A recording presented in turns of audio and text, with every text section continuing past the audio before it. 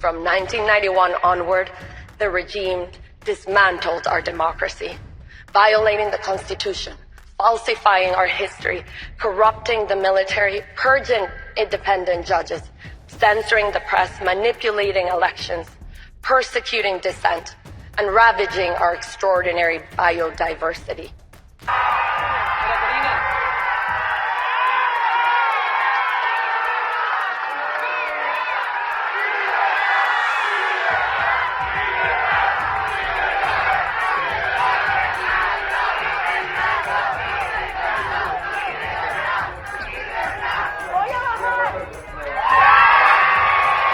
Con la victoria del ultraconservador José Antonio Kast en Chile, aumenta el giro a la derecha en América Latina. Mientras, países como Brasil, Colombia y Uruguay mantienen gobiernos progresistas tras haber hecho el recorrido inverso. El equilibrio sigue siendo ajustado, pero la tendencia apunta a una mayor presencia de gobiernos de derecha. Bienvenidos a Mesa para Cuatro, bienvenida Indira, Carolina, Anya. La última del año, la última mesa del año cerrando. Bueno, yo sí puedo decir que con broche de oro porque estamos viendo esta ola opositora en los países en donde había o hay aún dictaduras, ¿sí? Ola opositora en México, ola opositora en Chile, ola opositora en Venezuela. Vemos como una María Corina Machado tuvo que huir literalmente del régimen para cruzar por lancha hacia Curazao y de ahí irse a Oslo en un avión en Miami. Y cómo todo esto pasando 10 retenes militares en donde no supieron que era María Corina. Entonces, eso sí, no creo que lo puedan ver ni en una película. Es una cuestión que es un parteaguas para Venezuela. Ahora en Chile con Kast también una votación histórica. Y yo sí veo aquí esos tintes en donde dices tú, a ver, mientras está pasando todo esto, la presidenta de México no se atreve a felicitar a una María Corina, no se atreve ni siquiera a decirle algo a Kast, no se atreve a decir, a ver, vamos a estar de este lado de la historia. ¿Por qué no se atreve? Porque estamos en una dictadura y el que no lo quiera ver, pues que no lo vea. Los tres poderes están en manos de Morena, la fiscalía está en manos de Morena y vamos en ese camino. Entonces, ¿qué le queda a la presidenta? También en estos días, un Díaz-Canel ya aceptó que Cuba está en picada. Después de todos estos años que se ve una clara dictadura, ahora Díaz-Canel ya dice, la economía está por los suelos, no hay apoyo para alimentos, para la gente, no hay nada, lo está aceptando. Entonces, ¿cuántos años van a pasar para que la presidenta pueda aceptar que vamos por ese camino porque Morena está secuestrando el país con los tres poderes, con la fiscalía y pues estamos en tintes de dictadura? Pero sí hay una luz al final del túnel. Esta luz viene de la oposición, de la generación Z de los jóvenes en las calles y tampoco en las calles, también desde sus trincheras, no tienes que estar en la calle. También la oposición está desde sus casas, ¿sí? Vemos a medios de comunicación que también están sin tendencia, hablando, aunque no sea oposición, pero pues están hablando las cosas como son.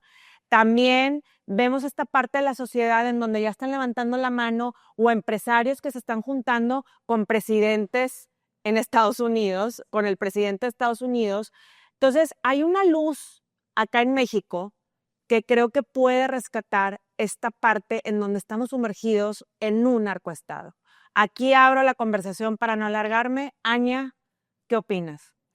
Pues mira, primero yo sí quisiera hacer un reconocimiento a María Corina Machado, que es hoy por hoy la mujer más valiente, yo creo que del siglo. O sea, lo que hizo, y no solo ella, sino toda la gente que la apoyó, que la ayudó, que incluso hasta el momento pues han seguido respaldando este movimiento, porque lo que ella está haciendo, oponerse a un régimen dictatorial como el que existe en Venezuela, que hay que tener mucha claridad en esto. Porque la presidenta Claudia Sheinbaum decía, yo estoy en contra del intervencionismo, respetamos la autonomía, la autodeterminación de los pueblos. Sí, nada más que Venezuela ya no tiene esa autodeterminación porque es un país que está invadido por terroristas, por el crimen organizado y por obviamente un gobierno o un régimen que no permite que haya ni siquiera una voz disidente, ni siquiera una oposición. O sea, es un régimen autoritario que hizo incluso que una María Corina tuviera que salir a escondidas, huyendo de su propio país para recibir un premio Nobel de la Paz. O sea, imagínate la dimensión de esto. Esto nos habla de que realmente hay una dictadura en Venezuela, pero además una dictadura que está respaldada por el crimen, por el terrorismo, por la violencia, por eso el intervencionismo de Estados Unidos, que yo creo que los venezolanos pues lo agradecen. Y por el otro lado tenemos a un José Antonio Kast que entendió perfectamente, porque recordemos que él ya había perdido en una elección anterior, entendió perfectamente qué es lo que hace falta en Chile y hacia eso dirigió toda su política o toda su campaña. Y una de las cosas que más destacan muchos analistas de por qué incluso fue el más votado en la historia en Chile, es porque la gente tiene miedo.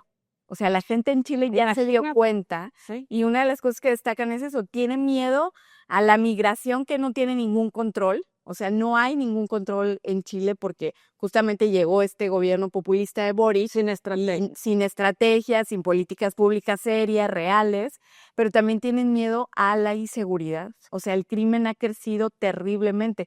Y es que eso sucede cuando hay estos regímenes autoritarios o populistas, que como no tienen una estrategia, como no tienen políticas públicas serias, como reparten el dinero sin más, sin reglas de operación, llega un punto en el que no les alcanza y entonces es el crimen quien toma el control de estos gobiernos, de estos países. Y José Antonio Kast lo entendió perfecto.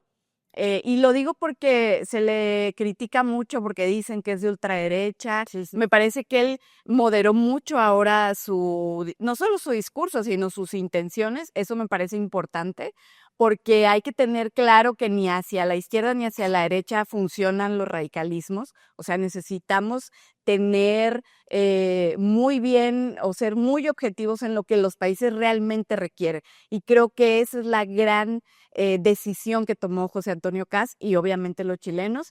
Por supuesto, tiene un gran reto de demostrar que efectivamente es importante que lleguen gobiernos serios, que lleguen gobiernos que creen que se puede tener una migración ordenada, que se puede tener una economía ordenada, porque esa es la parte que también le falló mucho a Boric en Chile, el no tener una economía ordenada en donde ya no le da certidumbre a los ciudadanos. Sí, claro.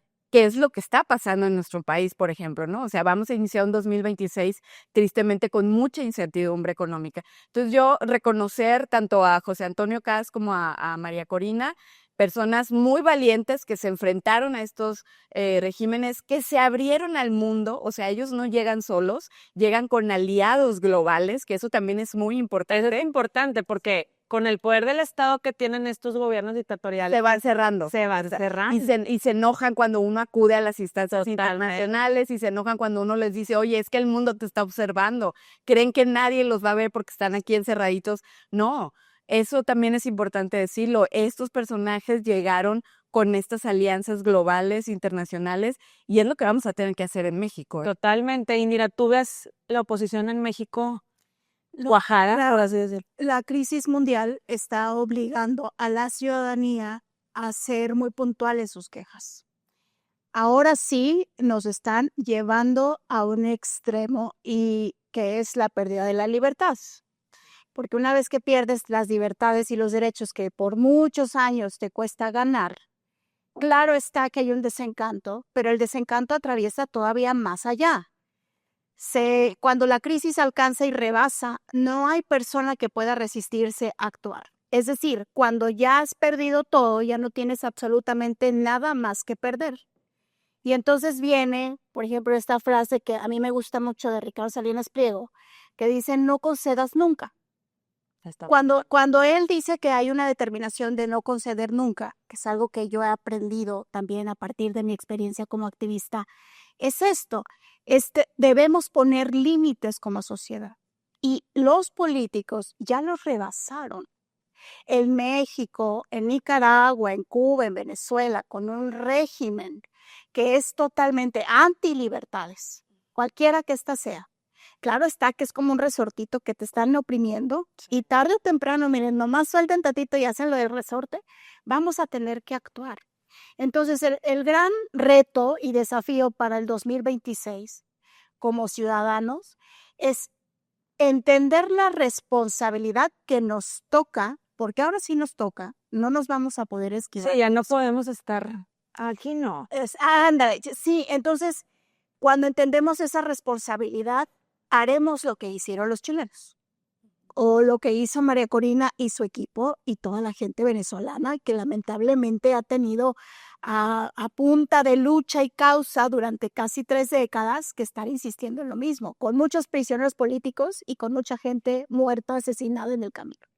No queremos revivir esas tragedias y pienso que América Latina se está convirtiendo en esta tendencia global de marcar el ritmo de las exigencias de una ciudadanía que de verdad estamos, ahora sí que pa'l perro y pa' llorar. Porque en todas las clases sociales, no importa la educación, no importa el género, estamos atravesando crisis y turbulencias muy delicadas que están trastocando nuestras vidas y las están cambiando para mal. Yo tenía una discusión, de hecho, con Peggy, en otro espacio que ustedes la conocen, porque ella decía no hace mucho esta frase muy trillada de que los buenos somos más. Y yo tengo una reflexión que a mí me parece que sí hemos sido más, pero en este momento de la historia de México, mucha de esa sociedad que se dice buena no asume su responsabilidad. No, exacto. Y al tener un pacto de silencio y no romperlo, entonces es como si todos fuéramos cómplices de unos cuantos que sí están haciendo maldad, porque hay maldad en eso. Pienso que ese es el desafío, entonces romper el pacto de silencio. Y una vez roto, no va a haber quien nos pare. Porque esta oposición, tú lo dijiste bien, Marce, trae un ingrediente que nunca se había visto, que es la generación Z. Y ellos sí, probablemente no tengan todo el compromiso, o sea, vienen un poco desbalanceados en eso, pero sí están dispuestos a alzar la voz porque se quejan de inmediato. Y no va a haber manera que pares y silencies esas voces. Ellos se van a mover porque además tienen otras formas de comunicarse. Y entonces estamos en la antesala de una crisis que va a ser muy fuerte porque ese gobierno, esas dictaduras no se van a dejar. Y lo estamos viendo en Venezuela. No, y aparte, imagínate que un Díaz-Canel ya aceptó que la dictadura cubana está mal. O sea, eso que aceptó es histórico también, porque ya está aceptando un dictador que la dictadura no funciona, ¿no? Sí, nada más que ahora tenemos políticos vinculados o que pertenecen al crimen organizado, ¿no? Díaz-Canel me parece que todavía es un político, pues sí, con sus ideas y sus causas, pero hay otros que están literalmente en el crimen organizado. Entonces no se van a querer ir del poder y van a hacer todo para no irse del poder y van a hacer fraude en el 2027 y van a seguir amenazando gente y seguir encarcelando personas que ni la deban ni la teman, que alcen la voz. Pero la ventaja de la crisis es que esta ola los va a atropellar. Y viene muy fuerte, entonces yo creo que el 2026 hay esperanza. Hay esperanza. Carolina. Pues mira, lo primero que yo diría que hoy la izquierda está perdiendo terreno. Está perdiendo terreno, pero ojo, si no nos ponemos las pilas y la ola de México despierta, como ustedes lo han dicho, todo este trabajo tan maravilloso que ha hecho María Corina Machado, que hoy hacen la gente de Chile al votar históricamente por José Antonio Kast, que ha hecho Argentina, que ha hecho Perú, que ha hecho Bolivia, que ha hecho El Salvador, si toda esta ola que ya viene, nosotros en México no nos damos cuenta de que tenemos que subirnos a ella, es muy difícil realmente que México salga adelante. Yo sí les quiero recordar 3 puntos que yo creo que mucha gente con la vida que llevas, las prisas, demás, a veces no recordamos. A ver. Por ejemplo, el número 1, vamos a recordar cómo llegó la izquierda a nuestro país. ¿Por qué llegamos a la izquierda? Si nosotros en México toda la vida tuvimos un sistema, pues incluso de 70 años del PRI, que sabíamos que ellos, dentro de todo, no iban tan radicalmente a llegar a este socialismo-comunismo. Y entre el PAN y la gente ve esa esperanza de que ya ahora sí tenemos una derecha más sólida, como tú bien lo dices, Ania, digamos un centro, una objetividad en el país. ¿Por qué entra? Entra primeramente por un hartazgo, es cierto, de la gente que se cansó, candidatos que no se unieron, para mí les faltó mucha unión. Partidos políticos muy corruptos. Totalmente, la corrupción de los partidos políticos, esa falta de unión cuando se postula AMLO, que pues en ese momento debieron alguno de los dos, o el candidato del PRI o el del PAN, ceder y hacer una fuerza, todo eso. Pero hubo otro factor, la apatía de investigar y de analizar del pueblo de México, de nosotros los mexicanos. Si sabíamos históricamente lo que era un izquierdismo radical, si veníamos desde el 2006, nos decían AMLO es un peligro para México, aún así a la gente nos faltó investigar y analizar. Entonces, ese fue un factor muy importante. La izquierda entra por ese olvido de lo que significa el comunismo y por esa falta de unidad y corrupción de los partidos que habían desilusionado a la población. Pero el punto número 2, ¿por qué la izquierda pierde terreno hoy?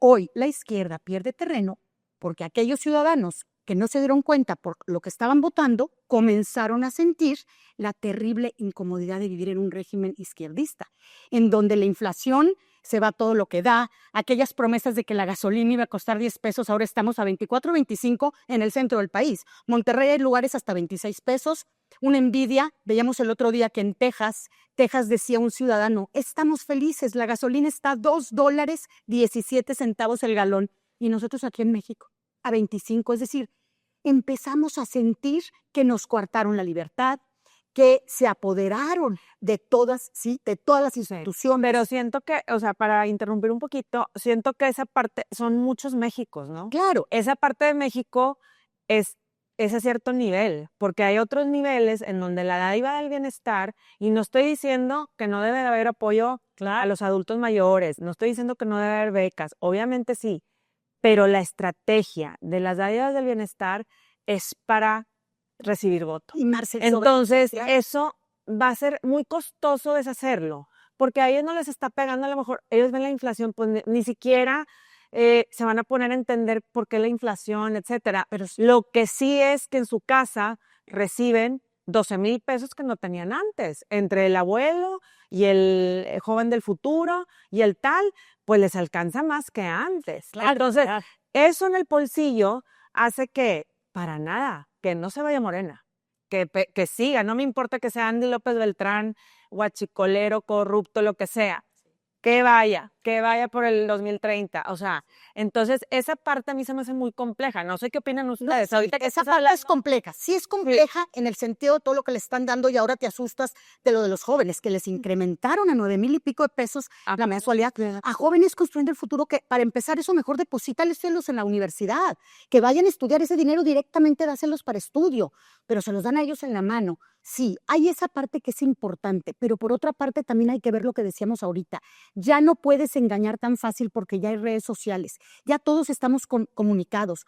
Vamos a poner el ejemplo del campo, del que hablábamos la semana pasada. Sí. ¿Qué está sucediendo? También son campesinos que necesitan esa ayuda del bienestar, por así decirlo, pero como quiera, despertaron y se indignaron. ¿Por qué? Porque vieron que era increíble que estas leyes, independientemente de cualquier ayuda, iban a perjudicar su patrimonio, iban a terminar con toda esa fuerza que tenía el campo mexicano, el sector primario, y los están afectando muy fuerte. Entonces, independientemente están brincando también sectores porque les está llegando a ellos. Sí, no, Les está llegando a los taxistas. Y yo nada más quisiera cerrar con lo que decías ahorita, Indira, interesante. Y creo que yo anoche estábamos en una cena con unas amigas y una de ellas dijo que ella ya se había cansado de luchar. Una de mis amigas que siempre ha sido muy activista, hablando de todo esto, de que cómo luchar si está sucediendo esto, dice, yo me desilusioné en una de las últimas marchas en Nuevo León, dice, que fuimos a marchar por el cierre de la refinería. Y yo me imaginé que iba a despertar toda la población, que iba a estar todo Monterrey, todo Nuevo León defendiendo la salud de los hijos, de los nietos, de las futuras generaciones, el veneno que estamos respirando. Llego a la marcha, dice mi amiga, y veo muy poca gente. Y dije yo, ya.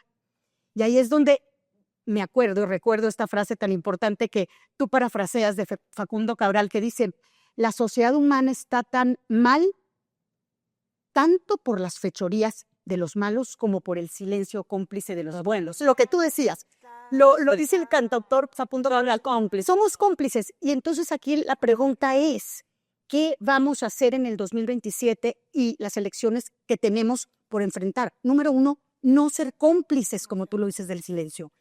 darnos cuenta de eso que tú decías, Ania, de la fuerza que una sola mujer, María Corina Machado, tuvo al venderle a la gente de Aparte Venezuela, no tenía apoyo. sin apoyo, Apoyo nadie. nulo. Claro, Al principio no sola. tenía nada. Exacto, que habló de libertad, que se la creyeron porque lo dijo una mujer auténtica, apasionada, que quería con todo su corazón y quiere con todo su corazón a Venezuela.